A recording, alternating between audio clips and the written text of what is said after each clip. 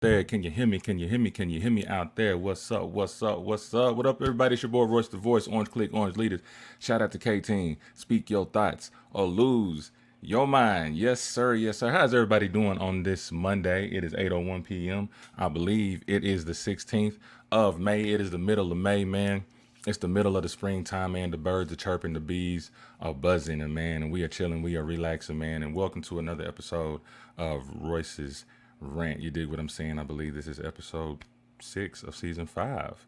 If I am correct, y'all, we have come a long way, and I do appreciate everybody that has supported or whatnot. And I'm going to keep it real with you guys. So right now, this thing is broadcasting on YouTube, but we have shared the link to Facebook.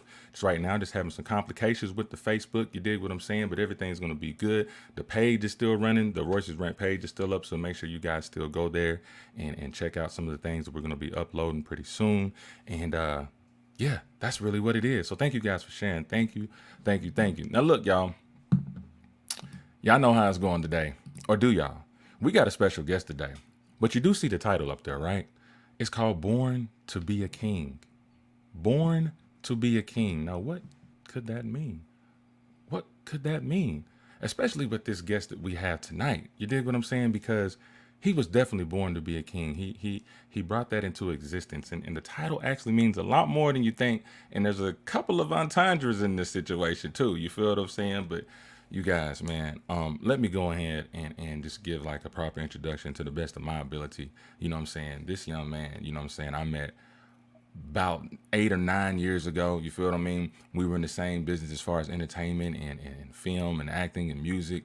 And man, we had linked up, and he was talking about he wanted, you know, he was doing music and stuff like that. And at that time, we were shooting music videos and all that, and we linked up, man, and we shot a couple of videos for him. But that's not even that's just the gist of it. You dig what I'm saying? You would think that he was just gonna be like go on and continue with his music career, but this young man has excelled to higher heights. He has been he's been in the community. He's worked with children. He's worked in the hospitals.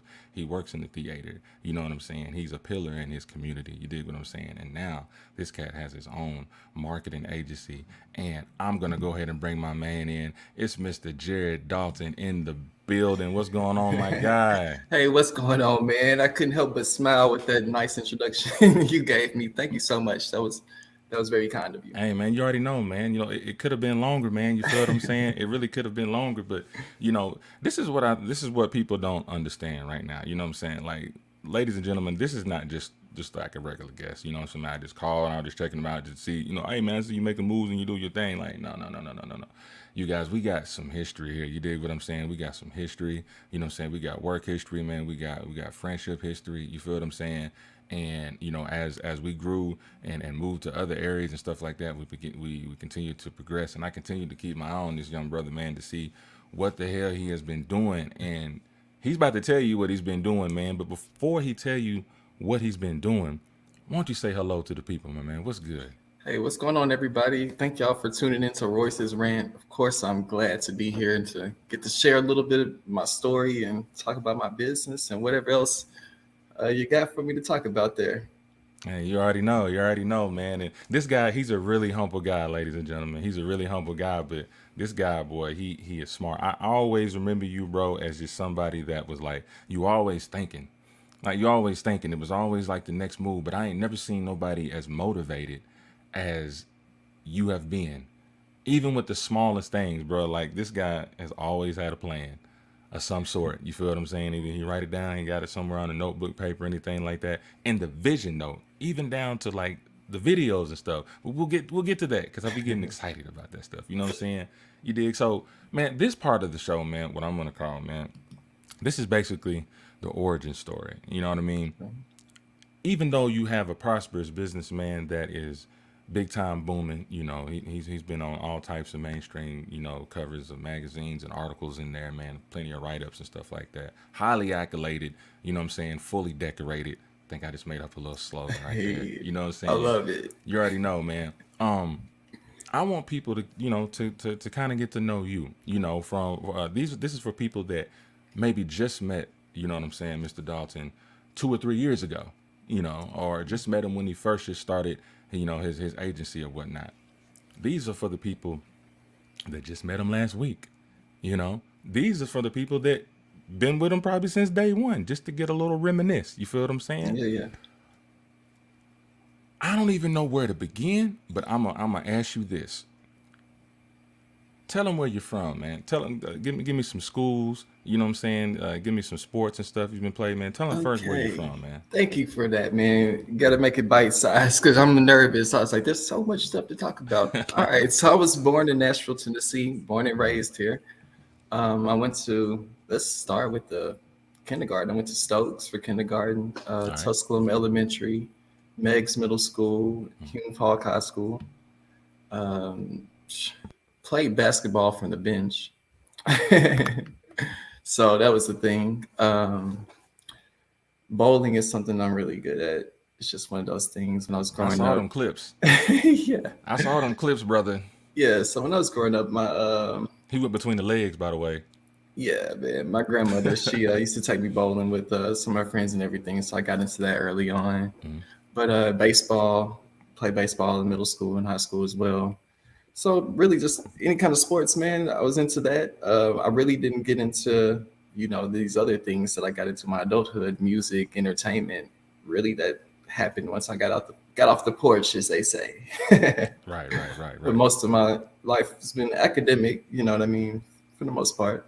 Yeah, and it's interesting. You know what I'm saying? When first of all, just how you talk about it. Like, look, yo, he said he played ball, and you know what I'm saying, and so he rolled the bench. You feel what I'm saying? And that should let you know right now that there's definitely more to this story. You can see it. There's a lot boiling in his head right now. You can see it already. Y'all thought it was gonna be one of them stories, didn't y'all? Oh, okay, okay. You feel me? So, man, what got you into first? What people may not have known, you know what I'm saying? This guy was on some tracks. This guy was over here spitting tunes, spitting bars. You dig what I'm saying? This dude was actually you. I'm gonna tell you who you first. Okay, I'm saying when I first met you, I'm gonna keep it real. When I first met you, I bro, you looked know. like you might have been kin to like Snoop Dogg for one. You know what I'm saying? Oh man, I get that every day. I get that every single day now. No joke. Hey, like, but don't no, but your demeanor though too, bro. Like, bro, you just real chill. Like, look, man, look, Jared the type of dude, bro. Like, it's almost like nothing worries or bothers him, man. You know what I'm saying? It could be like a nuclear bomb is about to drop. He's gonna be like, it's gonna be all right. It's gonna be okay. You know what I mean? Every time, I'm like, you know what, man? I always got that positive energy. You dig what I'm saying? But during that music times, man, you did some traveling and stuff, man. You done picked you up a passport and started traveling. You know what I'm saying? The world a little bit, man. Tell me a little bit about that. Yeah, man. So music definitely is something I was into. I guess I started that. Well, I guess 16, 17 is when I first started doing the whole MTV jukebox, not jukebox, MTV music generator. Oh man, I Gotcha. started making beats on that thing. Yeah. And then we started recording on like Cool Edit Pro at 16. So we just get little beats off the net, make songs, whatever. Something I did with my cousins and my brother. And, it just kind of started taking a life of its own once I figured that, like, I really enjoy doing it. I felt like I was good at it. A few people gassed to be up. They liked Yeah. the Yeah. song. So I was Yeah. like, Yeah. oh man, that's all I need. Let's go full throttle Yeah. with this. Right. Right. So, Right. it really just started with me saying, okay, what do I do next? Well, I'm gonna write songs, put together an album, shoot a video, start promoting it, sell it out the trunk, all that good stuff. So I guess that's probably how we ran across each other, was just me being in the motions of doing all those things it takes so people know that you have music out there for them to listen to. Yeah. Um, Now hold on. Now hold on. I gotta stop you. And let's run that back for some of the younger folks that they probably missed on what you just said here. They probably had no idea what you talking about when you talking about selling something, selling out the selling trunk. music out Oh, the trunk. wow. What they know about that, bro? Let them know, just in case Wow. they don't know what's going on. Because Okay. Pulling up to the gas station, notably the Mapco over by TSU is where I used to, my favorite spot to pull up at. Turning on my music on the radio so people that walk by could hear it. If it caught their ear and they're like, "Oh, what you listening to?" Like, "Oh, pop open the trunk. I got the CDs in the back. Give me $5 or really whatever you got, and you could have it. yeah, Just listen to it. Tell your friends if you like it." And really, that was the hustle, man. they don't know about that. They don't know the struggle. You know what I'm saying? Especially when you have to, you know what I'm saying, print it yourself on side the case or whatever. And you're really lucky they had that little slip in there, and then you can put Oh the track list or man, you something. fancy, bro. They don't You were know. They fancy don't know. with that. Oh, But that was yeah. yeah, Oh, I took it serious, man. So like, if that's how you had to do it, well, full throttle with it. I'm out in the streets with it. As soon as I got off work, yeah. that's where I'm at. And that's the business, and that's kind of like, you know what I'm saying, a good segue because because after this I want you to talk about like your travels and stuff like that, because you did travel abroad, you feel what I'm saying, and, Yeah. and you did submissions of projects out there, but like so so here's a brief, like, you know what I'm saying, quick little story, because I do have a little clip, you know what I'm saying, and I told him, I said, man, we just gonna play like 2 minutes of it, you did what I'm saying, because we want people to see, you know what I mean, how far back we go, you know what I mean, we were shooting these videos and stuff, so so Jared had a song called Born to Be a King, you know what I mean, and bro, like I'm gonna tell you this, out of all the people that we have shot for, bro, you had some of the best vibes. It was never stressful. Like, you were always cooperative. You know what I mean? You came up with ideas and stuff. You know what I mean? Like, it was just so comfortable just working with you. You know what I mean? Because when you think about it, bro, it was a lot of scenes. Yeah, we did scenes. We did some shooting. We It was definitely did some shooting. well, we had clips loaded. You dig what I'm saying? So look here, guys, real quick, man. So what I is going to do, I'm gonna play like a short little 2 minute clip, just to kind of bring some ambiance in here and let you guys know, kind of like, I ain't gonna say where it started, what probably for him and I, you know what I'm saying, for the crew and stuff like that, but we're gonna bring y'all back a little bit, show y'all a little 2 minute clip. You know what I'm saying? And this is the reason why, we titled it Born to Be a King. I took it from this song here, and along with this video. And I think it really kind of symbolizes where this young man is now, and what he's gonna be talking about here in just a minute. So y'all just chill back for a minute, and we going to click this, you know what I mean? So just chill, chill, chill. We doing this, you know what I'm saying, bootleg style. So, we ain't got no commercial breaks in here. Y'all gonna have to wait. All right, all right, all right. Let's roll it for a minute here. Let me know if you can hear it.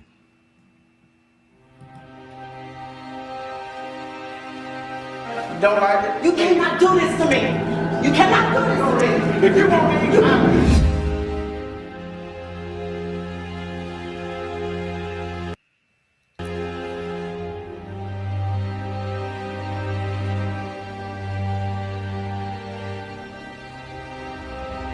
taking the money. I'm sorry, man. You blowing the money on you. Water can't freeze because it's my idea. Let's all meet here early tomorrow morning and see my cap off tonight. Why, Stuart,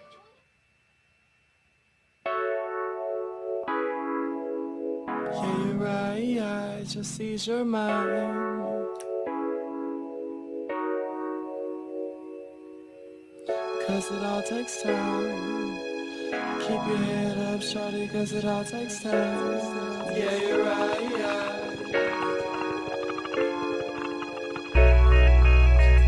I was born to be a king. Yes, I am.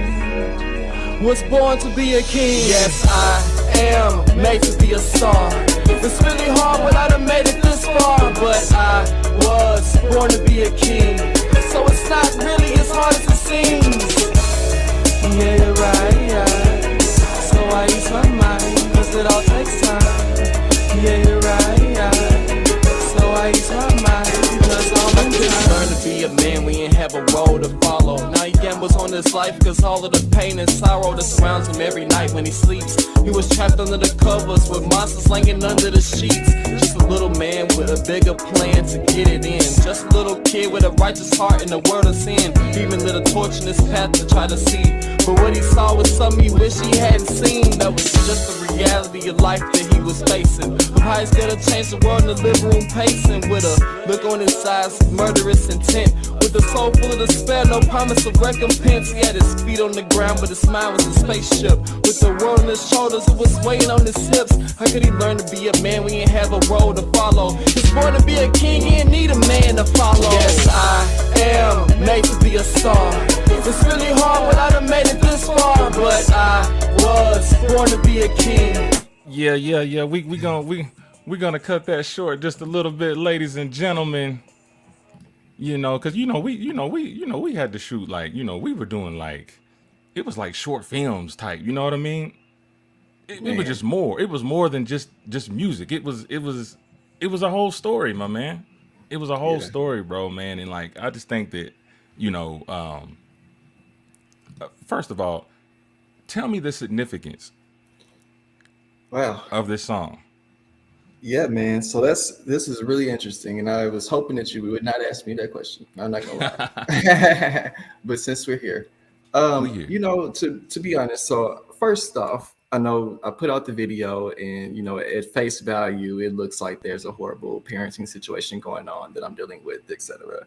Well, it wasn't that exactly. I had a wonderful stepdad in my life, and he raised me since I was like 7 years old, and I mean, love him to death. So I just want to put that out there.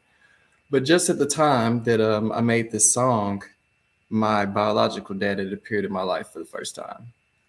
And I guess I'm at 22 years old, at 23 years old. And I mean, it was just this rush of emotions, man, and it was just like, you are just showing up now. You missed all this time. You're supposed to do this, this, and this, and this, and this. And, for me, it was just my backlash is saying, but I'm all right. I didn't need you no way. I'm good. I've already, I guess at this time, I done traveled the world, came back, done all this stuff. So I'm feeling validated at this time. It took a while to get there. And this song was really just the whole amalgamation of that. It's just like, you know what? I'm going to stand in this, and you're going to have to watch it, bro. That's real. So I mean, and it's interesting that you talk about this too, because we've had this as the topic of discussion for the last 2 or 3 months now, and we were talking about the black family, the core family, how important it is to have the father or a father figure, like in the household, and so now let me ask you this, and if you don't mind me asking, like, now about how old were you then when he entered back into your life? I was 24, I guess, when I met him for the first time. Oh wow, I'm sitting here thinking 10, 11. Oh, Okay, so no. you done been a kid, you done grown up. As a matter of fact, wait a minute, this might have been around the time that we met you. It's that time. No, I'm saying I made this song. This is the inspiration behind it. I wrote these lyrics like 2 months before it was video time. Okay. Now this makes This so, was okay. going on. So explain that, brother. Like, as a black man, you done went through your whole childhood, your whole teenage life. You know what I'm saying? You done got out there into the world. Now you're 6, 7 years into adulthood. Bro, what was that feeling? You know, bruh, I was excited. I was very excited. And to finally have that opportunity, you know, because really, just in all transparency, and maybe people are watching this show that can relate and this could help. So I'm gonna just maybe overshare a little bit. But you know, it got to the point, you know, I've traveled quite a bit. I went overseas and all that good stuff. And sometimes I used to take plane trips and I would be looking and like I would see somebody that I thought looked similar to me. And I'd be like, is that my dad, bro? You know what I'm saying? Yeah. And then I'd be like, you know, there was one guy in particular, Leo Johnson. We're still Facebook friends. We met on a plane trip from, gosh, where were we? Where were we going? I think it was Australia to Thailand or something like that. Okay. And he had a tall, slender build, dark skinned. I thought we really resembled. I said, hey man, you know, what's up? I just made a conversation with him about something random, but really I was trying to get to his last name. Gotcha. And well, he told me his last name was Johnson, and I'll be. My dad's last name is Johnson. And I'm like, this crazy. I done went all the way around the world. I'm on this plane trip and I done found my dad. Just some crazy stuff. Yeah. Well, you know, so I'm asking some more questions. I think he was from a place that he was from too. And I'm just like, you know, well, you know, what's your first name? Well, he said his first name was Leo. And I said, it's not my dad. But I was like, well, you know, I'm asking him questions and I'm like, you know, do you know anybody in his family that, you know, a guy named Josh and all this stuff? And he didn't, of course. But I never shared with him. I was trying to get all in his personal life and his business, but that was my situation. Like it was really, I guess it was more important to me than I ever let on, you know? So like that too was also the song. It's just like, at the bare minimum, there's a whole lot of emotion behind this. And, you know, not having that, although I did have, like I said, I had a wonderful stepfather, man. I mean, God, I love the man to death. Yeah. But like, I'm you and you're me, bruh. You know what I'm saying? Like, you know, when I first met him for the first time, it was just kind of like, we got mannerisms alike. Yeah. His temperament's similar. I mean, I'm really tripping out over it. You know what I'm saying? I'm like, this is kind of crazy, bro. Right. And like, you've been out here this whole time? Well, I'm like, well, how could you be out here this whole time? Right. You know, and then I started really getting into that. And then I was just like, you know what? Can't talk to you no more, bro. This is after I met him. Gotcha. You know, everything was cool for a while. I was excited to meet him. But then, like, after a little while, I was just like, you know what, dude? I can't do this. Yeah. This is hard. You did me wrong. You should have been there. I couldn't imagine. You know what I'm saying? Yeah, right. So I just had to clean break, and then here comes the song. Dang, that's wild, man. So that's really the truth behind it. So describe y'all's relationship now.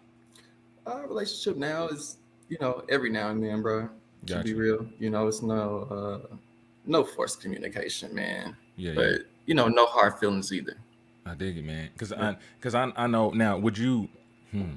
Interesting. So would you? And I'm gonna have to go just according to this, you know, to like one of those bars you said, you know, is in a nutshell. It was like it was almost like you were saying like, yo, you know, I made it this far up to this point. You know what I'm saying? So like, rather if you were here or not, you were still on a mission, and you had a goal, and you had a dream, and you were gonna achieve that regardless. You were gonna find something within yourself, you know, to be what you might have needed, you know what I'm saying, at that time. But you were blessed though, you know. I gotta get a shout out to the stepdaddies. Yeah, man. I'm you know what I'm saying, I was raised by one too, you know what I mean, half and half. No, shout out to my dad. He wasn't, you know what I'm saying, he was there. It was just a divorce situation, but I had great parenting in a sense, you know. I mean, a lot of people be leaving out the stepdaddies, man. They got a harder job, because not only is the child not theirs, but then it's a psychological thing. You know what I mean? It's just like, am I going to hear that one thing where he going to tell me I'm not his dad? Or, you know what I'm saying? And you feel me? I do. You already know, you know. Yeah. Been on both sides of it, you know, so yeah, I really do get it. Yeah. So let's talk about, man, where you done flew off to, man. You done did some traveling, my guy, man. And let's talk about that a little bit, man. So what kind of traveling did you do? What did you get involved in? What was that project? Okay, so the first thing that kind of kickstarted me traveling, period was linking up with the group in Australia. It was we dubbed ourselves Flight School is what we called ourselves. All right. But this was just me on Twitter promoting my music one day, and this guy from Australia named Danny reached out to me and was like, "Hey man, you know, like your music, I would like to produce beats for you." And I was like, "This is the coolest thing ever, man! Somebody from overseas want to produce. Let's run it. Like, how much do I?" It's like, first, how much do you want for the beats? He didn't want anything. I was like, "Oh wow, okay, well let's run it. I'll write however much you want me to write, and I'll do the best I can, master it and record it and all that good stuff." So we did like 2 or 3 songs, just me and him with his beats, and then he introduced me to another guy over there that he knew that sang, and his name was Cosign. It's Jean is his real name, but he sings. I mean, he is great. And I'm so shocked that I don't see him like Justin Bieber style right now. Yeah. I'm shocked, still shocked. Yeah. But anyway, he sent me a song with the hook that he had done on it. And he was like, "Hey man, you know, if you want to lace this track with some of your verses, you could do it." Gotcha. It's like, "Man, let's run it." So did that. It was called Shades of Grey. Okay. And well, they have a hip hop magazine there called Triple J Unearthed. And I would say that it's similar to Complex Magazine or something like that. Okay. So they had this rankings of songs out in Australia. And well, this song that we just did was number 2 on this publication when it came out. And I was like, "Oh, bro, I'm about to make it. I'm gone. I'm gone. I'm about to go to Australia, bro." You know what I'm saying? And, you know, I quit my job at the time. I was working at Vandy Children's. Okay. And I was just like, you know, this is happening right now. And I got to take this opportunity, and I'll never have another chance. Yeah. So put in the 2 weeks notice. No, first thing I did was I got my visa. There was a working holiday scheme that you could do where you can get a visa to go, get there, find work, and, you know, live for a year. Right. So I was like, I'm going to do that. Got my visa approved, got my passport, put in my 2 weeks notice. And I only had enough money to get a one-way ticket. But I was like, I'm going to make it anyway. I'm going to be rich enough to buy a ticket back. Who cares? That's what I was talking about, y'all. That right there. Go ahead. So, you know, here I am. I'm on my way to Australia. Yeah. So, the travels, the first place was Hong Kong. There was a long layover there. So I got there and I was really in music promotion mode, man. I met people in the airport there that spoke English. Yeah. And I'm with my CDs in my backpack and I'm talking about, you know, my stuff. And once that layover was over, it was to Australia. So, you know, I got there.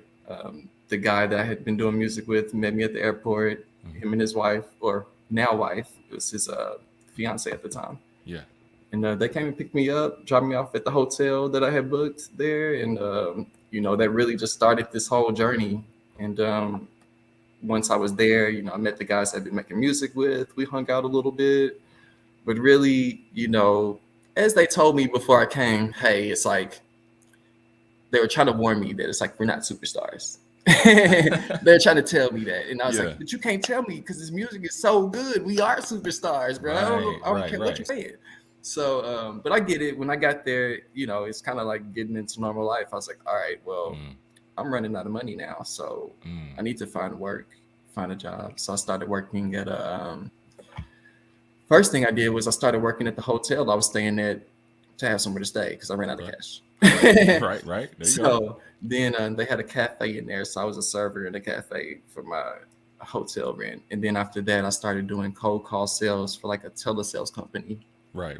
There. So I did that for 6 months, but you know, it went decently well. Some months were obviously better than others, but some months were so good. There was like, oh, you know, some of me and my coworkers would be like, let's take a trip somewhere. Yeah. So we would go to like Thailand is close to Australia. So we go to Thailand, you know, like $200 for round trip. Went to Indonesia while I was there as well. Same thing, pretty cheap to be there. But after the year was up in Australia, we did make an album while I was there. Okay. And you know, we did put it out. It was 12 tracks. Okay. I did leave disappointed. You know, I did leave disappointed from the journey because I felt like, you know, it could have been more than what it was. But looking back, that's just the me and me, because like, what an experience. Like, what can how can I leave that feeling like a failure, bro? And I did. But after that, I didn't want to come back home. So I was like, okay. Either. Yeah. I was like, let's elongate this as much as I can. So I had a friend that was my best friend that I had made over there was from Ireland. His name was Gary. And he was like, hey man, if you ever come to Ireland, you can stay with me for a little while. So bet on the way. So I went to Amsterdam after Australia and stayed there for like a week, just to I knew it was coming to an end. So I was like, let me go out with a bang. Let me go to Amsterdam, smoke some joints, because it wasn't legal here yet. Right. I thought I was doing it big. I'm doing joints. The funny thing is, by the time I got back, Cali had legalized it and everything. I was just like, oh, wow, the novelty's gone. This is hilarious. Yeah. But so I stayed in Amsterdam for a week, and then I got to Ireland. Gotcha. And hung out with him for, I guess, about a month before I was like, all right. Fun's over. I'm back. I'm back in Nashville. So with all that, okay, so it was wonderful. That whole trip right there, how long was that all together? That was about 16 to 18 months. Bro, you did some work all in there, bro. From the job to the music, then to the album, then you went up to Europe. You know what I'm saying? Like, no, bro, I wouldn't want to come back either. So when you, especially when you talking about coming back to Nashville, let me say this now. Did your accent change when you come back? Oh yeah, man. I was saying mate. What was it a mixture of? Yeah, I know. I was saying. Yeah, I was saying mate and everything. It was just like a little bit more of a country twang that I had kind of picked up. But also, just to be, not part of the culture, but I'm not going to be around, not try to adapt or not try to, do what the locals do. So I picked up little slang and terms that they use so I could be a part of conversations. Right. So, so he done traveled the world, you feel what I'm saying? Now, around this time, how old are you? At this time, I am 22. This was 22 to 23 years old. 22 to 23 years old. I already done got the passport, already done flew. And this is what I was talking about earlier, y'all. You know what I'm saying? Like, the type of person he is, bro. Like, he is going to take that risk at the end of the day. Like, I've seen him take several of those. You know what I mean? He is not, he kind of remind me like Kanye West sometimes. Jay-Z said to Kanye that Kanye the type of person that will go over to the hill to see what's on the other side, right? Get stuck with a bunch of arrows, right? And then come back down and say, all right, y'all, it's clear. You know what I'm saying? Like, you will take that risk. You know what I mean? And then something's gonna work. Something gonna pop, bro. Something gonna pop. Something gonna pop. Yeah. And here we are. Flew back, you know what I'm saying, down to Nashville, you know what I'm saying? You did some of the music, we linked up, we did some music, you feel me? And I'm gonna tell you guys, when Jared, performed, man, it was almost like Motown or something. The reason why I say Motown, because it was like, is this like the 25th anniversary? Because he got all his folks up here, 92Q, Destiny Winners, Nino Black, Sky, you know what I'm saying? There's all artists just came there to support, not only to support, but to perform. What, Virgo back, you know what I'm saying? Virgo performed, Joshua Odom. Yeah, I think we did the behind the scenes on that. We sure did. Now that was at what was it called? The Rutledge, right? The Rutledge. Yeah. That was the first show when I got back. That was like my homecoming show. Yeah. That was crazy, man. And the dude had it, the dude just had it packed. He just had it lit. Like, I'm gonna tell you one thing. I knew. I was like, bro, there's something is gonna happen for this dude, because it's you're one of those guys that's like, all right, I'm about to go, like me, I said, I'm about to go to the spot, you know what I'm saying? Okay, it's a little area down there, boom, boom, boom, where you get the network and stuff, boom, you're gonna see Jared there, you know what I mean? Oh shoot, I'm gonna go down here at the park, you know what I'm saying? Play basketball with these kids, boom, mess around, might see Jared there, you know what I'm saying? And so when we linked up, he was telling me stuff about, well, we went up there a couple of times, you know what I'm saying, link up, you know what I'm saying, to meet, but you were telling me about, that's when I found out that you worked at the Vanderbilt Children's Hospital and stuff, you feel what I'm saying? And when you told me something about that, I was like, man, kids is, you know what I mean? I love the kids. Even though I ain't got any, I love the kids, you feel me? And that's another thing that I admired, you know what I'm saying, about you. Why don't you talk a little bit about that, man? And tell me how it was working with those kids and some of the things that Yeah, just some of the stuff that you did, man, because that's very uplifting right there. Let's talk about that. Yeah, man. So I didn't do direct patient care. I will say that. So I was more of a support role, administration type person. So I worked in something called the Access Center, where you would, if there was a patient that was at an outside hospital other than Vanderbilt that needed a higher level of care, the whole process would initiate with the department that I was in. So it would be with the doctor calling saying, "Hey, I have such and such patient with this diagnosis, and we need to either talk to one of your physicians to get like a consultation about what to do, or we just need to send them." So that's when we start the process, like, do all the documentation, get the vitals, get a description of what's going on, connect the doctor to one of our doctors, and take notes on the conversation, and really facilitate that transfer. And then the other major part was, if you came to the hospital, if you came to like the emergency room, or if you came to the clinic and you needed to actually stay there, well, I would have been the person that assigned you which room that you actually stayed in. Got you. So just kind of managing that patient flow. Yeah. I really, really did love that job. And I worked there before. I worked there for 12 years. Yeah. And, 11 years, a little bit over 11 years I worked there. And, it gave me a sense of purpose, I'd say. I really felt like I was doing something and helping people out, being a part of a process. I enjoyed if somebody looked lost on campus, giving them directions somewhere, because I know, like, yo, you at a hospital, bro. You're not happy to be here. Like, yeah. I ain't happy to be at work either some days, bro. I know you ain't happy. You know what I mean? So, like, I really enjoy being that person. You know what I mean? But things go. All relationships don't end the best. I feel you on that, man. I mean, and speaking on that, man, you got into the to the acting platform, to the theater and stuff, man. Wow. You've done a few productions yourself, man. Like, Bro, what is it that you don't do? My God, what's going on? This man was out here Denzeling it, y'all. Man, out here, and I got to give a shout out to, to Monica Collins too, the lady that y'all saw in the video. You know what I'm saying? Ironically, she's doing her thing too in the theater and in the film and stuff like that. Like, winning some of these awards and stuff. Ain't that funny though, bro? Like, how that is crazy. One thing that I really, really enjoy, and I will say this, is that coming up in the Nashville entertainment scene, and all the people that I have met some superstar folks, and it's so amazing to stay connected to everybody and just see everybody blossom into their own lanes, and it just brings me joy. I love scrolling through my Facebook and seeing updates and seeing people happy and everything, bro. It's just like, yes, give me some more of this. That's exactly how I am, man. We're dope around here. You already know, man. Even no, I claim Nashville too. You know what I'm saying? Even though I was born here in Tullahoma, I get it. You know how it is. You know what I'm saying? I went to my middle school, elementary. That's where I first started. School there. You feel me? But I always love to look back and just kind of see, what I mean, what my other colleagues have been doing. You feel me? And it's always inspiring. It's like, okay, that's what I got a reason to keep going too. Not to say that you need that for somebody, but it's always inspiring. You know what I'm saying? To see. It is nice, bro. It really is nice.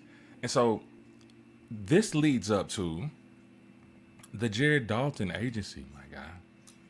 Now, I gotta give a little segue to this, because I feel like it all made sense for some reason. Because, okay, look here. All right, so all the traveling and the bride that you did, and the experiences that you had, and the production and the music and the film and the acting, and you used to throw them events too, brother. Dude, he used to throw them events. Man, I love it all, bro. And this is where it seemed like it consolidated. It seemed like it all just turned into the Jared Dalton agency. Y'all, let me tell you this. Jared to me was like what I call, he's like, you know what I'm saying? He was like the octopus, you know what I mean? And the octopus got like 8, arms, you know what I mean? And so something's always, there's a resource over here. That's what he was like. It was like, you can go to Jared. He was simply the plug. Real talk. It's like, oh, you need a location? Got it. All right. Oh, you need somebody to perform? Got it. You need a DJ? Got it. What else you need? Got it. Catering? Oh, I got it. Oh, you need promotion? Got it. Oh, you need the radio to come down? Got it. You know what I'm saying? You need an extra pair of socks? Got it. You know what I mean? Bro, you were like the ultimate hustler, man. And so explain to me the idea and the transition into the Jared Dalton agency? Wow. So it was a long time in the making, to be honest. So, I started the Jared Dalton agency because I needed some kind of brand name to go with the events that I was doing. So I was just kind of doing the events, but I was like, every time it seems like it's something new. So let me call this something. I think I used to call it JD Presents at first. And I worked with one person and they were like, man, it'll sound a little bit more regal if you like put agency on the name. And I was like, you're right. Let's call it the Jared Dalton agency because I'm feeling myself today. So I'm like, it's going to be me. It's my agency.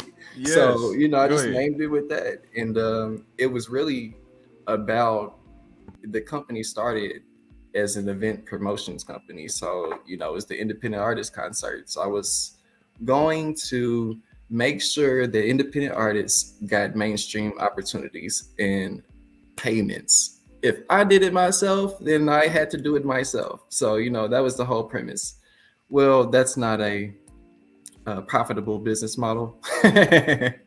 So, that didn't last for too many concerts. And my boy Pila, man, he one day he was like, Jared, I need help with my social media, bro. Shout out And to like he's like, you do a great job with all the stuff you post and everything. And he sent me posts about, the events. I had to do promotion for my events because I'm self-promoting. Right. I'm on Facebook with it, but I'm also at the gas station telling everybody to buy these tickets. Yeah. And I still do that, bro. Yeah. But because it's talking to people is unmatched. But anyways, so yeah, he wanted me to help with his social media, and it took me a while. I was like, bro, I really ain't trying to like do that. You know what I mean? He was just like, man, just give it a go, bro. Just do it, and I'll give you $50 for it. I'll pay you something. I was like, okay, cool. Just give me $50, man, and I'll do some posts for you and stuff. Right. Well, I got in there and I started doing some designs and I started making posts, and people were loving it. Like, people thought I was him, obviously. Yeah. And they're commenting back more than ever. People are like, oh man, you're doing your thing. And that just brought me so much joy. I was like, I love doing this. So I'm about to do this as a business. Right. So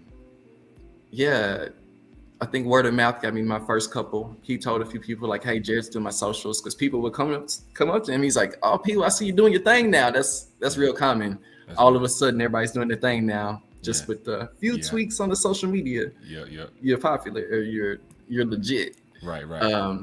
So, it just really blossomed from there, bro. A few people told a few people, and then I was like, okay, well, let me really, put my time and effort into building this into like a real thing with processes, and like let me learn what I'm really doing and learn the ins and outs of social media and algorithms. And I just had so much fun with it that it's like, it was easy to do on the side because I was still working at Vanderbilt Children's, just 12 hours a day. Yeah, let's not forget about that. I'm answering calls and I'm still doing social media for people and, taking calls and complaints from clients and then getting back to my other work. JD was all over the net, bro. Like for real, this was like, I know from that 2014 to like 19, I was like, this dude is everywhere, bro. You were putting in that work, dog. Yeah, man. Well, it's just a post a day. Post a day, keep the algorithms good for you. But let me add this though, because I don't want people to think that what you do is easy.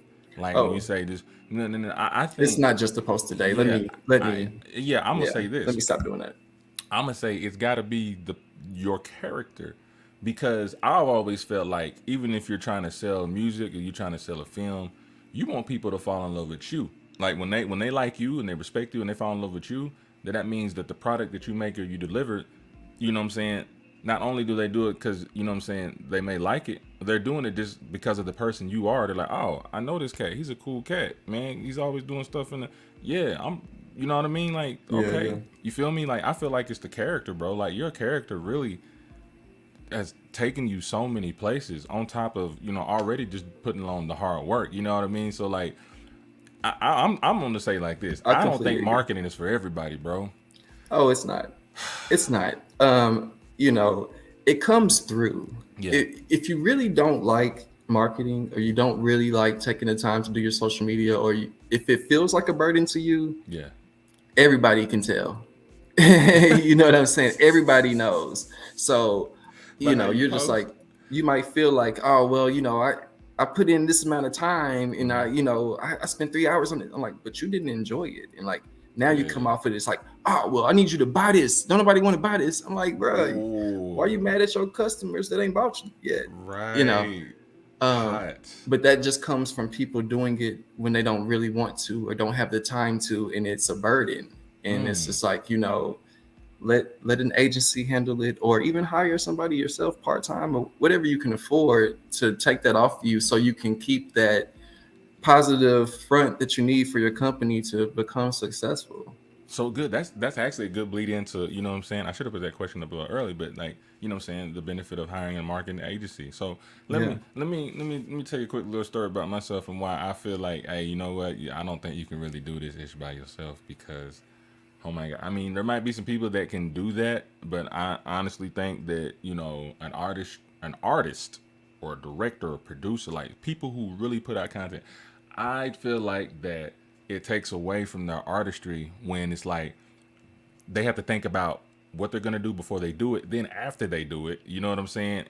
And while you're trying to create the content, you're like, dadgummit, I gotta post at 6:57 p.m. because this, you know what I mean? Like, it would drive. So that's why I don't understand artist CEOs. Like, if you're an artist and you like the head of the team, and then you the CEO too, I don't know how you do it. You feel me? I don't know how. Head So off to like, you. what would you say to like artists out there, businesses out there, pretty much like, what's your pitch to them on convincing them that, hiring in the marketing agency, there's like crazy benefits to it, man? Like, what is the benefit of hiring the marketing to somebody who says, oh man, I got this, man, I got this?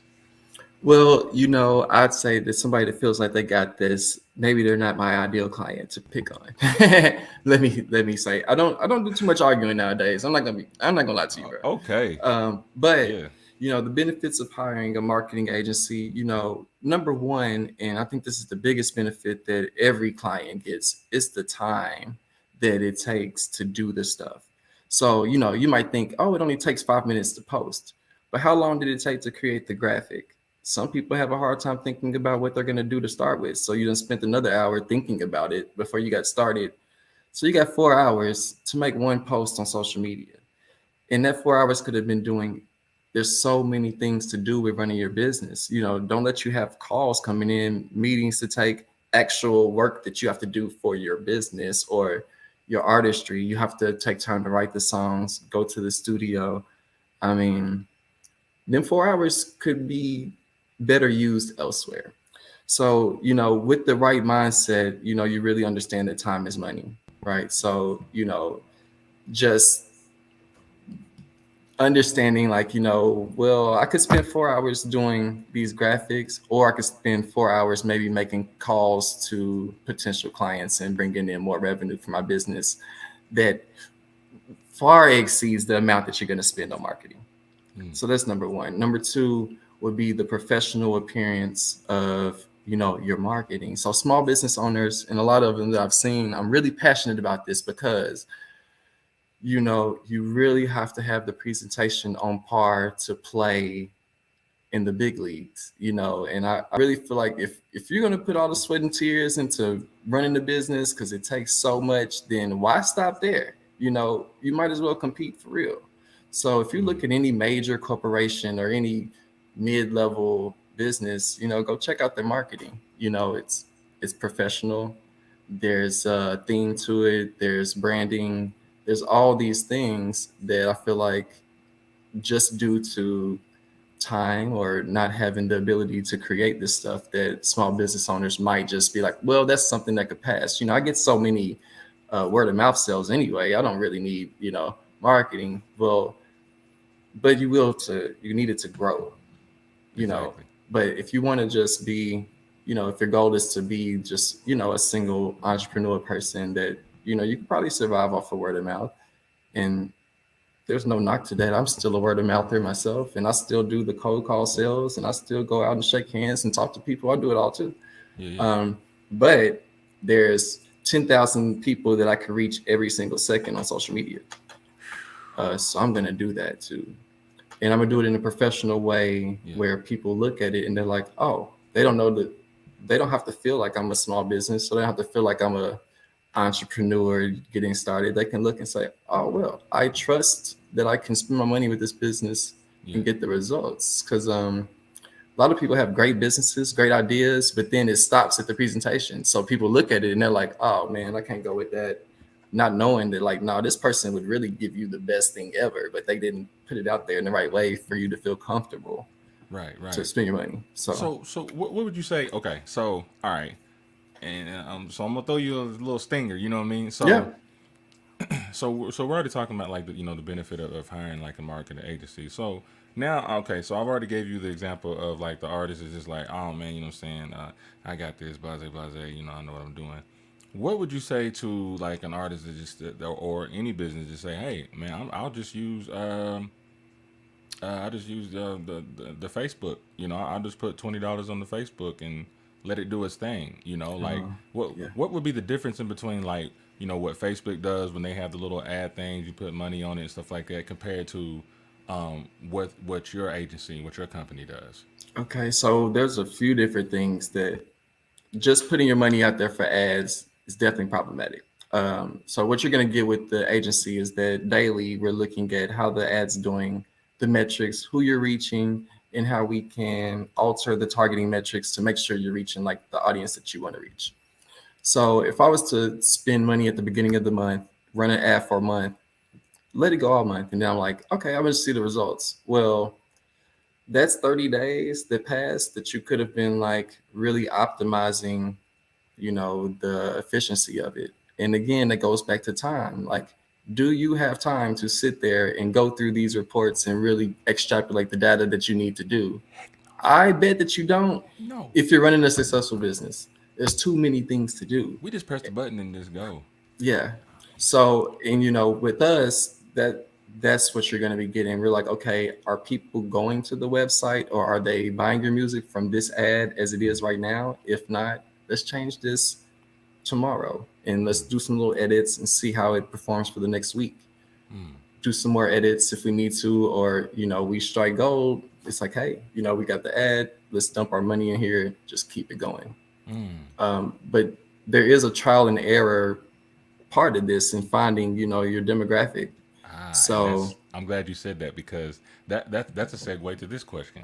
Yeah. Like, what are some of the difficulties of marketing, especially when because a lot of people like to think about, oh, marketing, first thing that comes to mind, people think about music, right? But see, you have a plethora of entities that you represent, right. And so how difficult is it switching from one genre to the next? You know what I'm saying? I don't find it difficult at all, man. It's really just fun. It's so exciting. So, like, I really enjoy, like, learning the process. What should I say? Not the protocol, but whatever, the method that I use, the strategies I use to market. Okay, yeah, they're kind of the same for every type of demographic or type of company that I'm working with. Gotcha. But there are some things that I would research, like the target audience. I research competitors, see what they're doing in the area, what location are the people, where do they live. How much do they make? Who is your ideal person? And then we kind of go from there. The difficulties, I'd say, is really just managing expectations. So, I'm pretty confident in my job and what I do. Feel like 100% of clients that come to the Jared Dalton agency are going to get their money's worth. Now, will we make you a millionaire in 6 months? Yeah, probably not. Especially if you're selling $20 products, that's just not realistic. So, that's kind of difficult dealing with the higher ticket clients. They kind of already understand the value behind the service, so that's easier. But I'd say with startups, it might not be the time to spend money on marketing as you're starting your business. because typically people want to see a return a little bit quicker than it takes to really build a business that's making a return.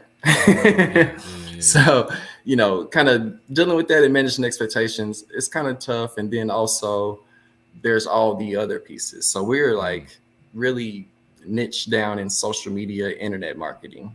Gotcha. Well, you know, as we all know, it doesn't stop there. It doesn't stop there for my company.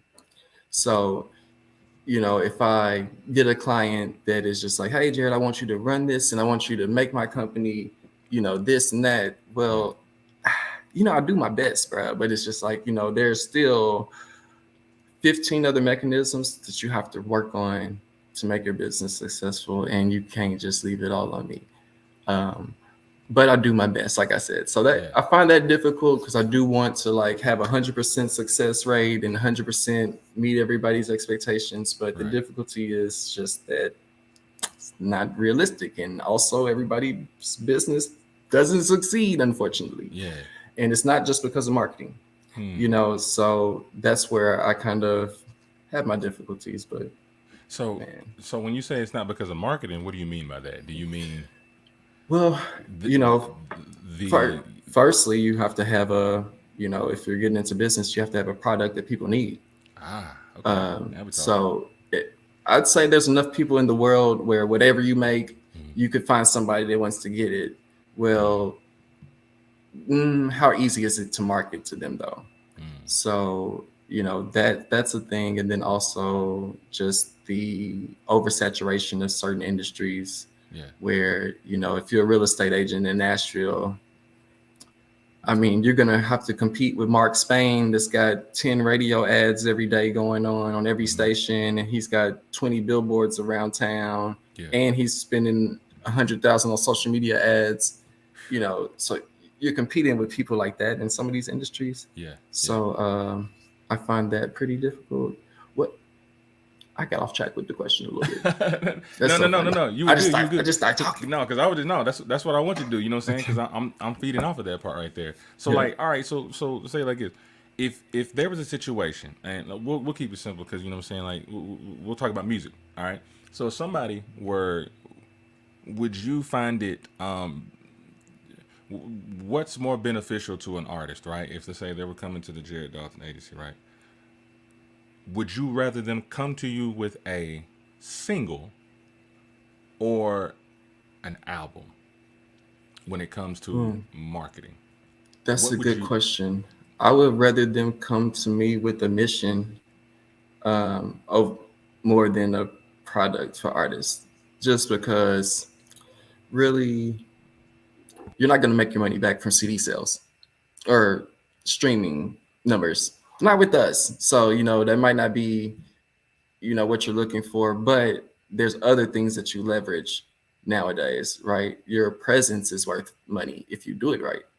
So, you know, if you have your social media marketing on point, then, you know, your prices go up for your bookings.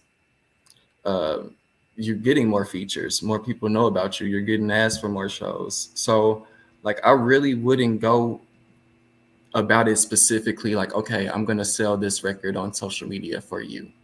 I would probably decline that nowadays. But what I will do is I will build your persona up to where it has so much value that you start to really see it matriculate in your real life.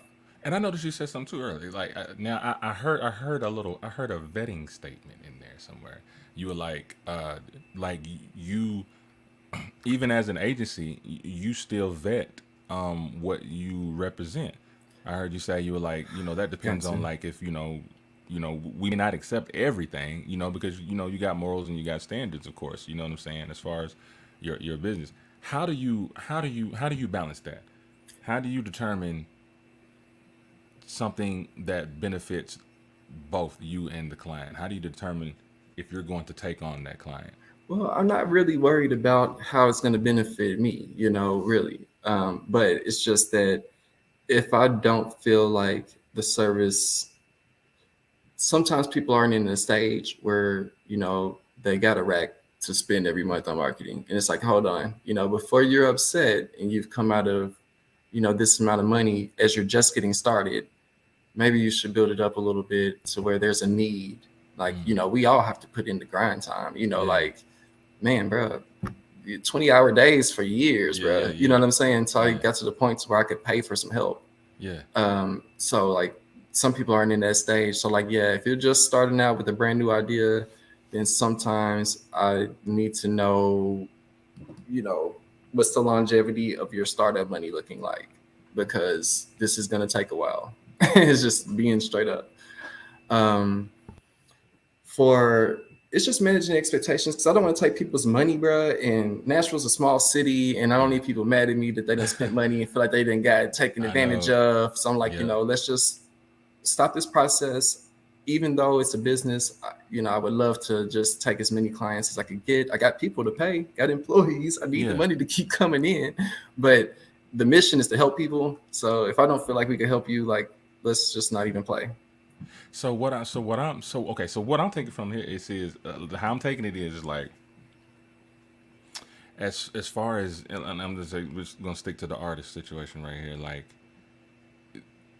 you were talking about the grind time, right? Because I noticed a lot of times, even just through, you know what I'm saying, when we were younger and we were trying to do music and shoot videos and stuff like that, before we even thought about, like, you know how sometimes you get an idea, like, oh, I got this idea, da-da-da-da. You shoot your first video you ever shot in your life, right? And now you're going to the Jared Dalton agency.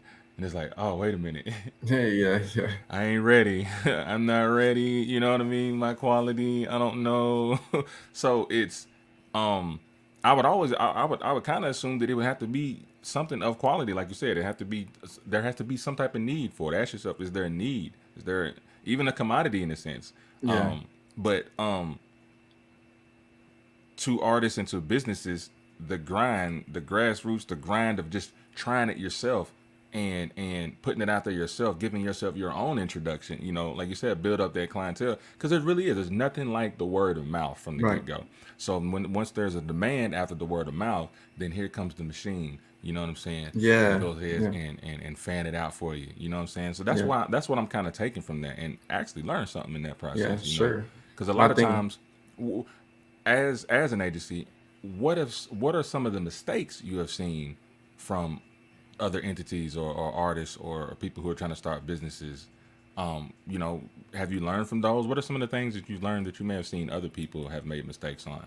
Well, one thing that I always see people make mistakes on now, and maybe I won't call it a mistake, right?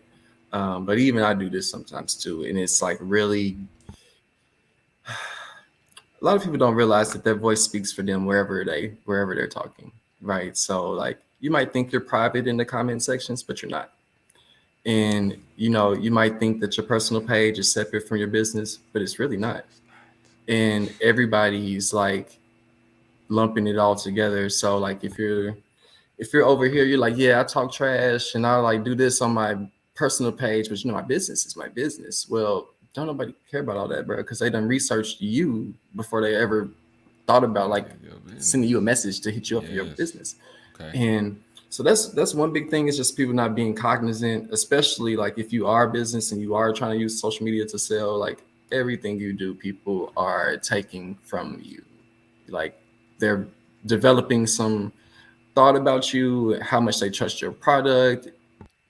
For me, for instance, if I was to get online right now and say, man, dude, I can't believe this person did this and they ain't had their money on time, well, I'm gonna lose a client the next day.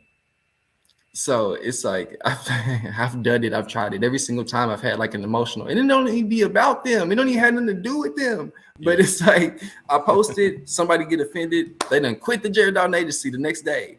And I'm like, oh my God, man, my bad. You know, I got to check myself again.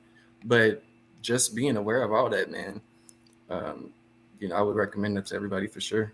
That's real, man. My man Javon Cornelius, he said, very true. Tell my crew that all the team clients will look at your personal page off top. Shout out to Javon. I hope I said your name right. Javon Cornelius, Javon J. Cornelius.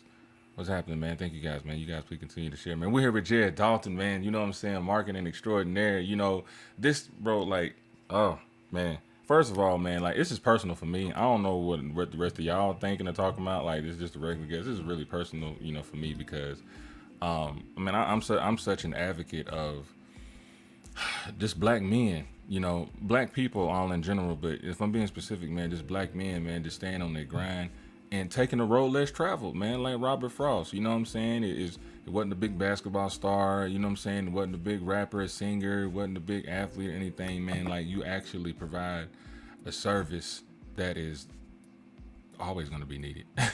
You know what I'm saying?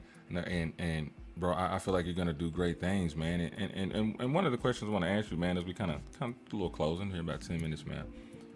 Where do you see marketing in the future, man? And I ask that because, bro, you see where marketing is at now. You see the technology and stuff that we have, and the competition is getting more and more strict. The floodgates are open. People are becoming independent now, so they can just throw stuff out whenever they feel like it.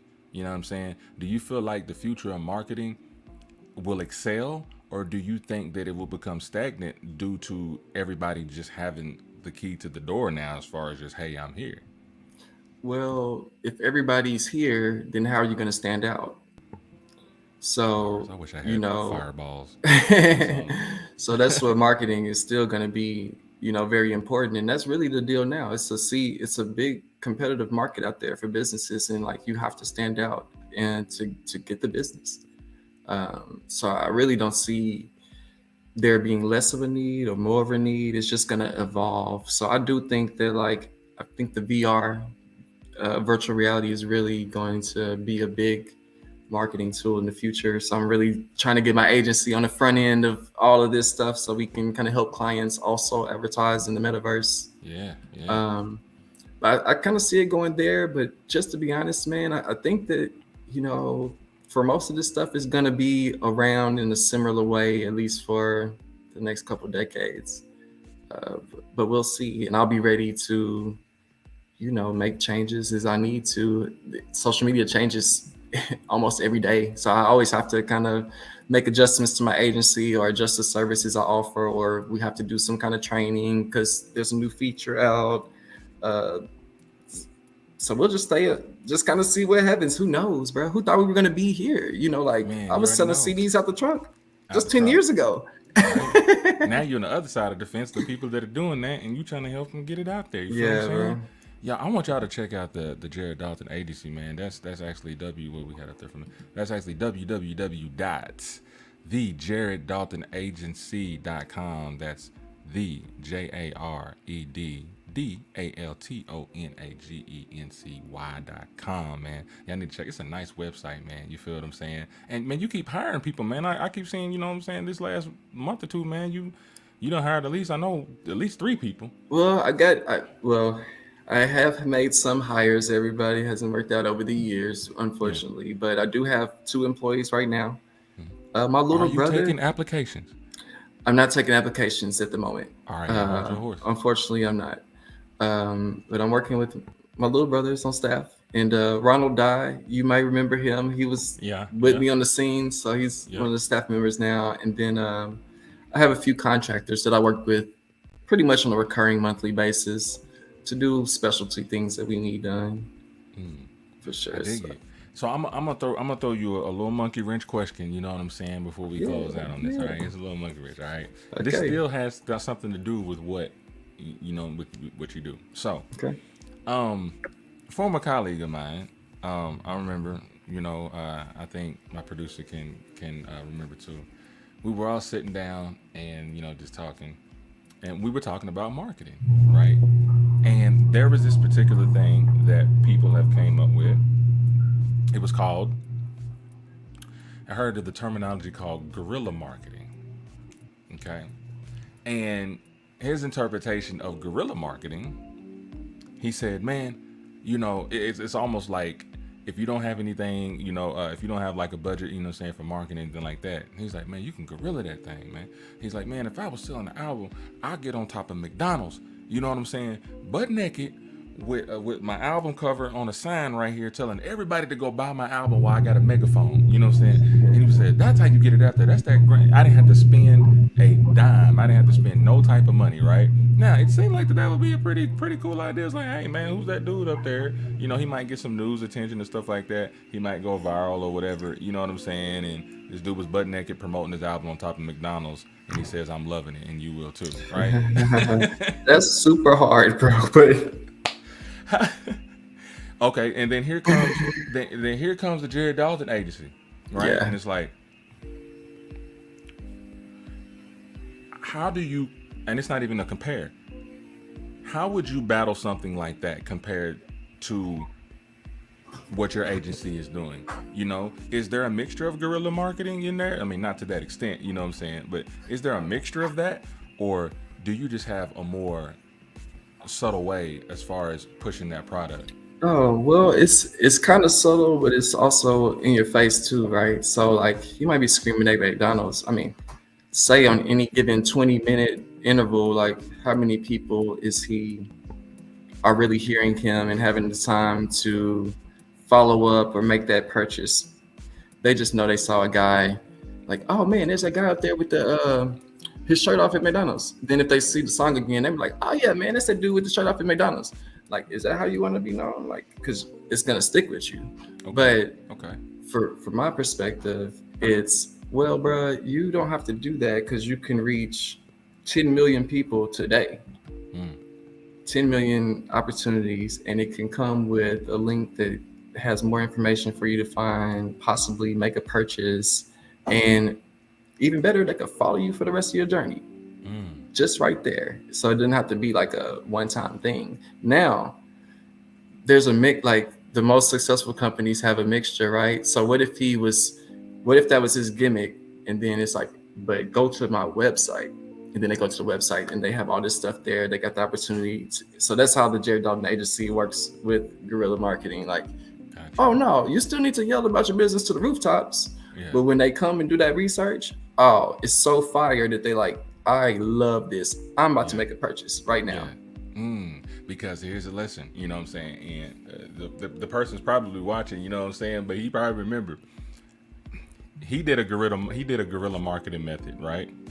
But it didn't work out too well for him. You know why? He put all the signs up there on the billboard. I mean, he was in 2 locations, you know what I'm saying? Murfreesboro Road and then right off on 24 when you get into Hickory Hollow, right? Big old sign, you know what I'm saying? Everything. All it had was his IG on there. It was a nice picture, chilling, you know what I mean? But it just had his IG there. And then just like, they don't know that you do music, bro, or something. Like, you don't have like a title or something of an album or anything. It's just that. And I was like, bro, you wasted all that money a month and you didn't. So when they click on your IG, it ain't really nothing for them to see. You know what I mean? Yeah. That's what we were talking about earlier. Got that one music video. You know what I'm saying? I was like, well, we shot that. You know what I mean? I was like, is that all you gonna do? That's it. You know? Yeah, it's man. sensational. So, and I have a little process that I take my clients through. I did. Only a few have gotten to this point, I guess, but like, you know, we're gonna get your everything internal looking great, you know. So before we go to the advertising piece or before we do any TV commercials, because you're gonna get such an influx. Like if you do something like that or a billboard in a popular space, oh, you're gonna get the traffic. Now, you might only get one time with everybody that comes. So like you got to make it count. So, you know, we're really going to build up that professional history, make sure that when people scroll through your page, they can see things from a long time ago that looks good. They're like, oh man, they've been in business for a while. I know this product's going to be dope. Or I would have seen like people talking trash about it by now or something like that, you know. And then it's like, okay, so we got this together. We got your website together. There's somewhere where they can go from the social media to send them to a website to make a purchase, to find out more about you, to leave with your email for newsletters or something like that. Okay, we got that together. Now let's do a TV commercial. And let's put this in everybody's face. Well, they see that TV commercial. First thing they do, go to Facebook, go to Google, look you up. Boom. You know, now you got them. But, you know, I think people are going, missing some of the steps, right? Got you. It's like, you know, if like the guy would have been better off, you know, if they did get to his IG, then maybe he has some kind of grand prize giveaway when they first get there to lock them in for real. So they get to his IG, they're like, oh, thank you. You must have saw the billboard. Leave me your email address here and you get a free song for such and such. That's what the Jared Dalton Agency is going to do for you. But, you know, don't waste it. Don't waste all that money. And it's going to be cheaper for me to do 6 months of work for you than it's going to be for you to buy that billboard for a week. So, you know, really let me give you that value. My brother, you have I couldn't sting you. I couldn't sting you. This brother had a rebuttal for everything. You know what I'm saying? That just lets you guys know what's going on in the mind of Mr. Jared Dalton here, man, the CEO, man, the creator of the Jared Dalton Agency. You feel what I'm saying? I'm actually, you know, I'm gonna put that right back up there one more time for the people that don't know what's going on. We got www.thejareddaltonagency.com, man, for all your marketing needs, man. I hope you guys had a good time of getting to know Mr. Dalton and just a little bit of his origin and, you know, how he came up, what he did with and what he did without, and then what he did with when he had without. Super vibes. I'm gonna watch this back, bro. You gonna see some of this. I'm gonna make a status tomorrow. You're gonna be like, I said that yesterday. You There sure you did. go. I'll give you That's credit. real. Oh, man, it's all gravy, man. Brothers, man. You know what I'm saying, bro? I really can't wait to like really link up with you. You know what I'm saying? Soon, real talk, man. You know, we on opposite sides of the state. You know what I'm saying? But at the end of the day, man, the spirit is still alive, my brother. I'm very, very proud of you. I'm proud of the work that you've done. You know, I'm proud of the work that you're doing, and I'm proud of the work that you are about to do, bro. It's nothing but joy in my heart, bro. You definitely got a cheerleader down here in Tullahoma. You feel what I'm saying? Thank you, bro. My cats in Murfreesboro, we always keep an eye on you, man.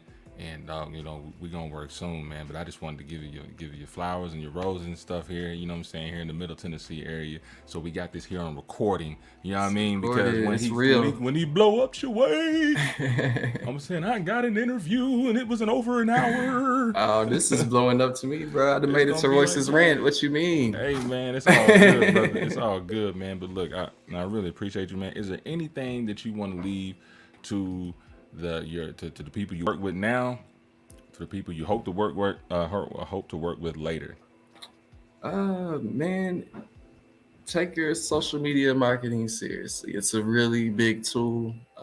You can reach audiences around the globe. 57% of the world, 57% of the whole world is on social media. They have profiles. They're browsing.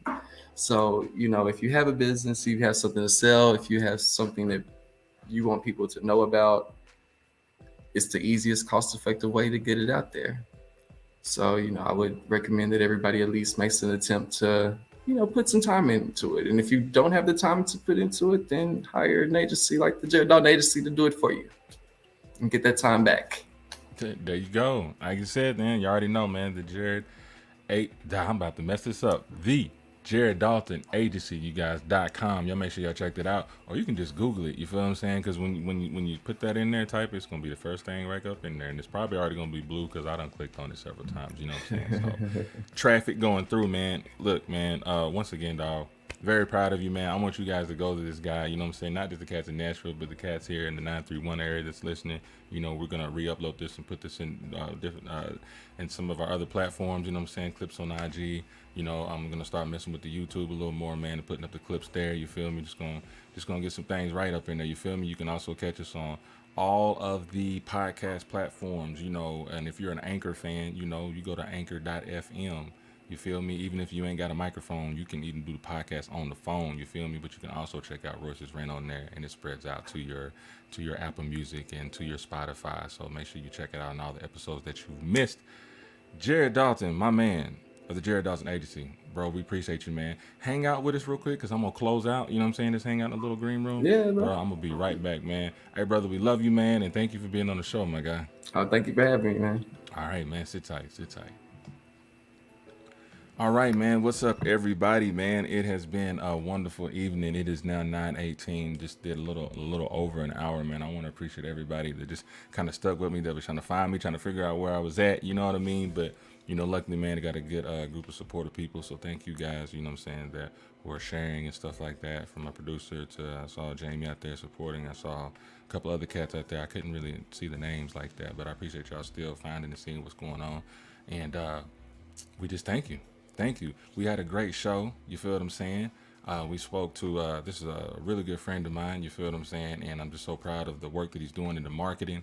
And it's always good that you have a background with somebody and you've actually worked together and you actually see that person grow. And it's an inspiration. And I hope that there's a lot of that out there in the Nashville and the Middle Tennessee area, man.